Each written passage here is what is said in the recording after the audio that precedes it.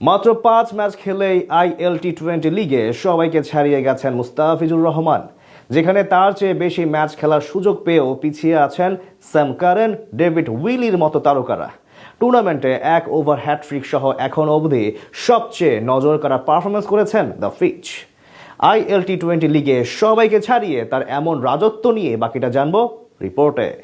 ৯,২০,০০,০০০ rupee বা প্রায় ১২,৩৭,০০,০০০ টাকা।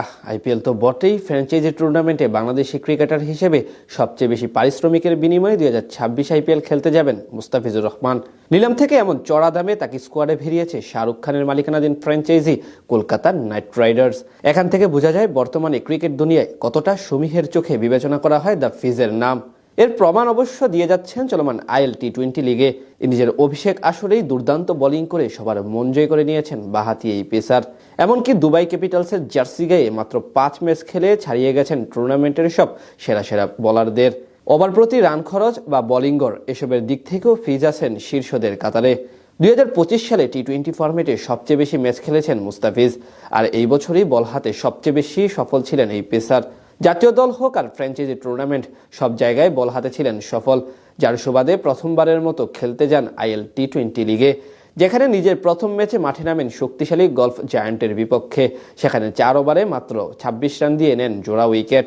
এরপর আবুধাবি নাইট রাইডার্সের বিপক্ষেও ২ উইকেট শিকার করেন এই পেসার। মাঝে ২ ম্যাচে একটি করে নিলেও সবশেষ বুধবার রাতে MI এমিরেটসের বিপক্ষে নেন ৩ উইকেট। এতেই তিনি এখন চলে এসেছেন টুর্নামেন্টের শীর্ষ তালিকার উপরের দিকে। আসলে এখন অবধি ৬ ম্যাচে ১২ উইকেট নিয়ে সেরা উইকেট সংগ্রাহক তালিকার শীর্ষে আছেন ফিজের সতীর্থ ওয়াকার সালাম খেল। এরপর ২-এ থাকা তানভীর নিয়েছেন ৭ ম্যাচে ১১ উইকেট। আর তাদের দুজনের চেয়ে ২ ম্যাচ কম, অর্থাৎ ৫ ম্যাচ খেলে ৯ উইকেট নিয়ে তৃতীয় সেরা বোলার এখন মুস্তাফিজ, যেই তালিকায় পেছনে ফেলেছেন Rashid Khan, David Willey, Sam কারেনদের মতো নামি দামি সব তারকাদের। এছাড়া কমপক্ষে ১৮ ওভার বল করেছেন এমন বোলারদের মধ্যে দ্বিতীয় সর্বোত্তম বোলিং গড় ফিজের দখলে। একইভাবে এই পরিসংখ্যানে পেসারদের মধ্যে সবচেয়ে ভালো বোলিং স্ট্রাইক রেট কাটার মাস্টারের। এখান থেকে পরিষ্কার কতটা অসাধারণ বল করছেন মুস্তাফিজ।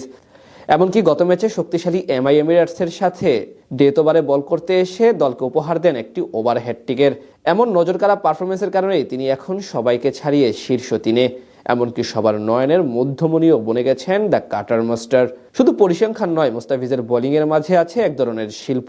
তার কাটার, স্লোয়ার, ইয়র্কার সবকিছু প্রতিপক্ষ ব্যাটারদের ঘুম হারাম করার জন্য যথেষ্ট। তার চেয়ে বড় কথা, যে কোনো কন্ডিশনে বল হাতে প্রতিপক্ষের শিবিরে কাঁপন ধরিয়ে দিতে সক্ষম তিনি।